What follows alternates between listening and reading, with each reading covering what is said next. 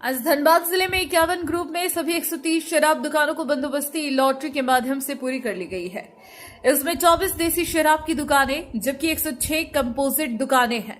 Composite में विदेशी व देशी दोनों तरह की शराब मिलेगी। सहायक उत्पाद आयुक्त रामलीला रवानी ने बताया कि इस बार आवेदकों में 10 महिलाओं को भी ई लॉटरी से दुकानें आवंटन हुई है। दुकानों की बंदोबस्ती में झारखंड, यूपी, बिहार, छत्तीसगढ़, एमपी से भी आवेदन पड़े थे। दुकानों की बंदोबस्ती के लिए आवेदन की प्रक्रिया 8 अगस्त से शुरू हुई थी, जो 20 अगस्त तक चली। इसके लिए कुल 490 आवेदन आए थे। उन्होंने बताया कि शराब की बिक्री से जिले को अगले 7 महीने में वित्तीय वर्ष 2025-26 में 220 करोड़ रुपए का राजस्व प्राप्त होगा। सहायक उत्पाद आयुक्त ने बताया कि सबसे पहले स्थान पाने वाले व्यक्ति को पहला मौका दिया जाएगा। यदि संबंधित व्यक्ति दस्तावेज या पैसा देने में सफल होते हैं तो दूसरे नंबर को मौका मिलेगा। 1 सितंबर से शराब दुकानों का संचालन निजी हाथों में चला जाएगा।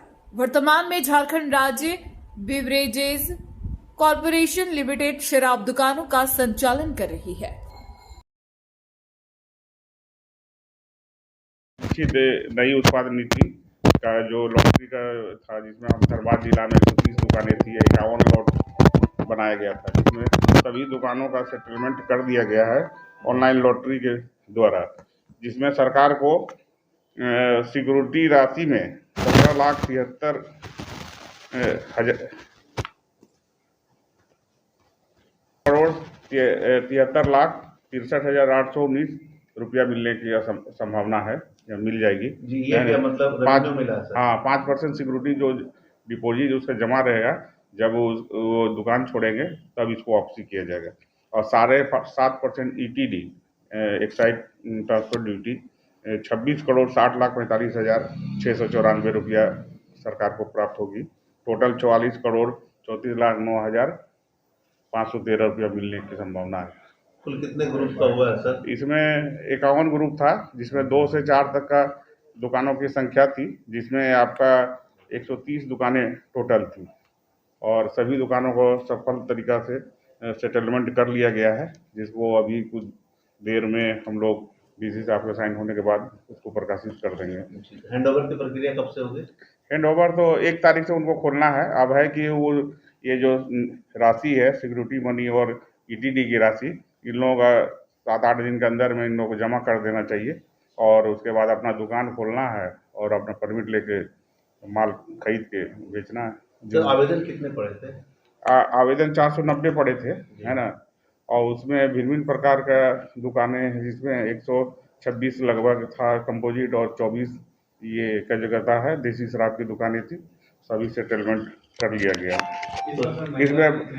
इसमें बहुत सा माने ऑल इंडिया से बहुत आदमी भरे हैं। इसमें यूपी, छत्तीसगढ़, MP, बिहार और झारखंड के भी लोगों द्वारा भरा गया है।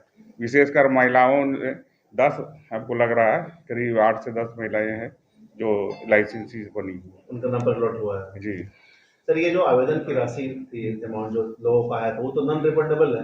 आवेदन शुल्क जो है, जो 12,000 से लेकर 25,000 जो फॉरेन लीकर में जैसे है, उसमें 18% GST लगकर जितना राशि है वो आवेदन शुल्क और GST वो वापसी नहीं होगा।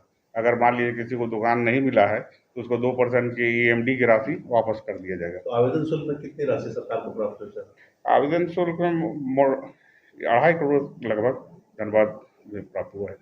तो दुकान किस तरह से? कि आपको जैसे मान लीजिए कि पूजा टॉकीज मिला तो आप वहाँ पर दुकान खोलिए और वो होना चाहिए एक्साइज लॉ के द्वारा जो होता है 47, उसके तहत विवाद रहित होना चाहिए और विवाद नहीं होने पर जांच करने के बाद उस पर सब ओके होने पर उसको लाइसेंस पर से अपना दुकान खोल कर। तो अभी जो स्टॉक है, जो दुकानें संचालित हो रही हैं, तो स्टॉक का क्या मिलान होगा या वापसी होगा? नहीं, वो है कि हम लोग तो पहले ही पूरा ये थी मजिस्ट्रेट और इसमें ऑडिटर से लगा के गिन चुके हैं। उसको दुकानों को वापस किया जाएगा। जो लाइसेंसी या उसको लेना चाहेंगे तो उसको हम लोग दे देंगे।